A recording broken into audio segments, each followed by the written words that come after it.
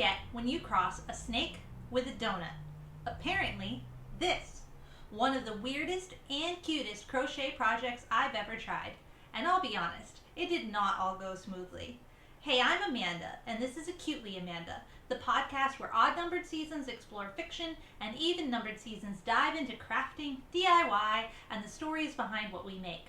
Since it's season 2, grab your craft hat. Today we're making amigurumi, a tiny crocheted creature with a sweet little twist. Unlike the other 2 projects we've covered so far this season, embroidery and DIY wallpaper, I'm solidly mid-level at crochet. Definitely not a beginner, definitely not an expert. So I felt ready for this. Was I? Well, we'll see. I first saw the adorable donut snake pattern by Chronically Abby on Instagram, but I wasn't sure who I could make it for. I usually like to know who I'm making an amigurumi for before I dive in. That chance came when one of my friends announced she was moving away. I knew I wanted to make her a going away present, and this pattern immediately popped into my head. She loves snakes. She even had a pet boa constrictor once upon a time. Plus, I met her when she was working in a coffee shop. A snake that's also a pastry? It just felt perfect. So I headed over to Chronically Abby's Etsy shop, linked below, to grab the pattern. While I do have a yarn stash, nothing was quite right for this project. So I got to do every crafter's favorite thing, head to the store for new yarn. I went to a local independent fiber art shop and picked up 2 variegated skeins. The original pattern uses 2 solid colors, but the moment I saw this pink and tan variegated yarn, I knew I had to go rogue. Plus I thought, maybe, just maybe, it would save me from sewing on sprinkles later. Spoiler alert, I was only half right. Right away, I found the pattern challenging to read. The font choices weren't accessible. Some of the PDF was written in entirely caps. Using a mix of upper and lowercase letters is easier for everyone to read. It's also a decorative font in a smaller size, both of which are choices that make it harder to read. In some areas, the contrast between the font color and background color aren't contrasting enough to be easy to read. It took extra brain power just to read the directions, which made it difficult to use. I found it easier to copy-paste the pattern over into a plain document and change the fonts. A note to all of us, don't sacrifice accessibility for cute, especially with something where following directions is critical. Beyond the design choices, some of the language used in the pattern confused me a few times. I had to seek out help. While I don't think it's the responsibility of the pattern to explain every technique, I do think if a technique is being used, it should be clearly named to make it easier to find assistance. For example, in row 7, the overlay crochet technique is used but not named, which made finding help a bit difficult. The fun thing that this pattern challenged me to do was frequent color changes. While I am familiar with color changing from previous projects, I hadn't worked one that went back and forth between 2 colors within the same row for most of the project. The snake is pink on the top of the tube and tan on the bottom, so you need to color change twice every single row. My previous technique of doing an invisible color change then cutting the yarn I quickly realized would not work long term. There'd be so many ends to weave in. So I looked it up and found the technique of floating one color while using the other. It essentially ends up getting carried along within the stitches, but not visible. I was dubious that it wouldn't be visible, but as you can see, it worked, and it saved me from weaving in a gazillion ends. Once I'd finished the body and sewn it into the donut shape, I had to make a decision. Sprinkles or no sprinkles? At first, the variegated pink yarn looked great without them, but as you can see, the color changes became much less frequent in the next section.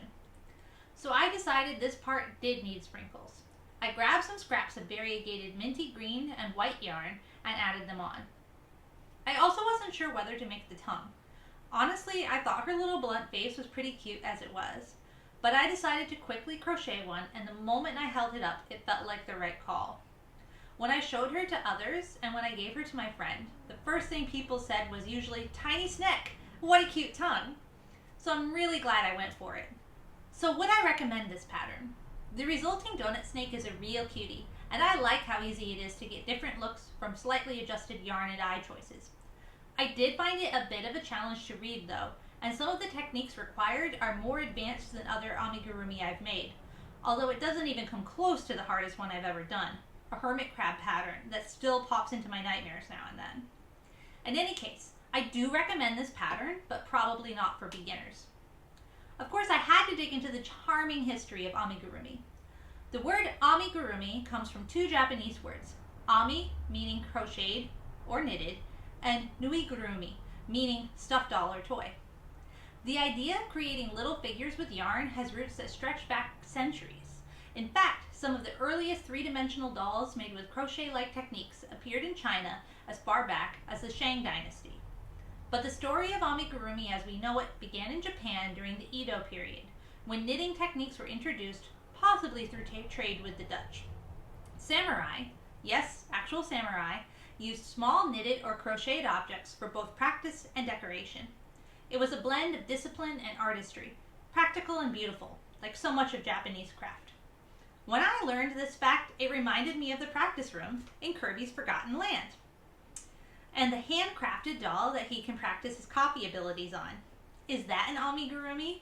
I like to think so. In the late 1800s, Western textile arts, like knitting and crochet, became part of the national Japanese education system, particularly for women. Some of the earliest stuffed crochet motifs, including fruit and flower designs, date from this time. But it wasn't until the 1970s and 80s that amigurumi truly bloomed, thanks to Japan's kawaii culture, the national obsession with all things cute. Suddenly, making tiny creatures was more than a hobby. It was an art form. It was a way to express playfulness, joy, and affection. In Japan, amigurumi are often gifted as tokens of love, friendship, or good luck. Not unlike my own gifting of this donut snake. The global explosion of amigurumi came in the early 2000s, when the rise of the internet, online craft communities, and YouTube tutorials made it easy for anyone, anywhere to learn. Part of its charm is how few materials you need to get started. A hook, some yarn, stuffing, and a pattern. It doesn't require expensive tools or a dedicated craft room. Today, amigurumi is a worldwide phenomenon used for self-expression, mindfulness, and pure creative fun. From classic teddy bears to offbeat creatures, if you can dream it, you can probably crochet it. And like all good crafts, it keeps evolving, staying playful, joyful, and just the right amount of weird. And just like that, these tiny stitches connect us to centuries of creativity. And that brings us back to my little donut snake. Although the pattern did challenge me, the final result is adorable, and I found the challenge to be just the right amount. I've honed a new technique for my crochet arsenal, frequent color changing. I also really enjoyed learning the history of amigurumi being given as tokens of love and good luck.